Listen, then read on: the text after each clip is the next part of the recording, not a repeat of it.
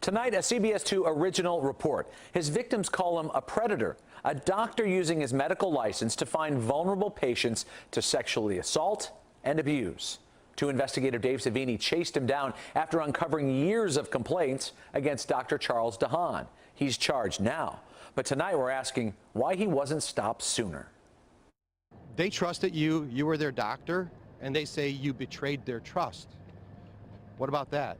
We got no response from Dr. Charles Dehaan, who's facing criminal charges and lawsuits for sexually assaulting and abusing patients, including Susan Beasley. He's got me pulled all the way to him to where my knee is in his crotch and rocking the chair back and forth, telling me how beautiful I am.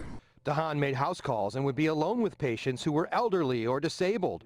Deborah Curtis is testifying from hospice.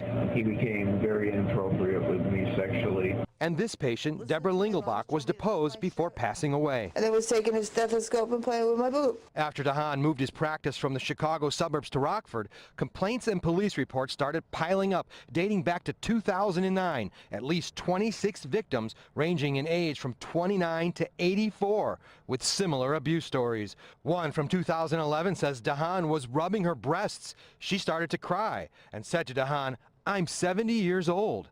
Dehaan wasn't charged until 2014.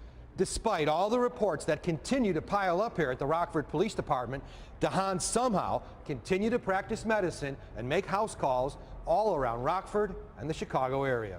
There's mounds of evidence that just was overlooked. Oh, yeah. Or ignored? Ignored.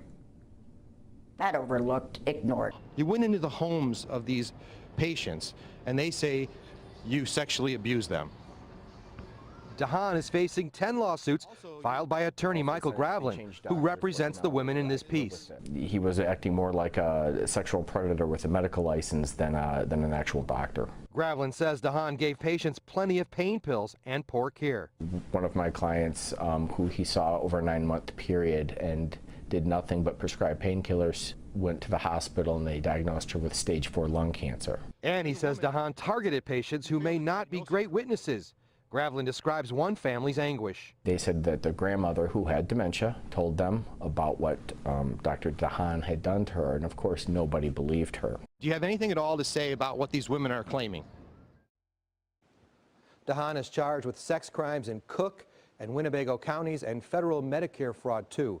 His medical license was suspended last year for sexual misconduct, including exposing himself and sexual activity with a patient who had, quote, a mental disorder. Rockford police did not return our calls, and it appears many of the victims weren't taken seriously because they were intellectually challenged.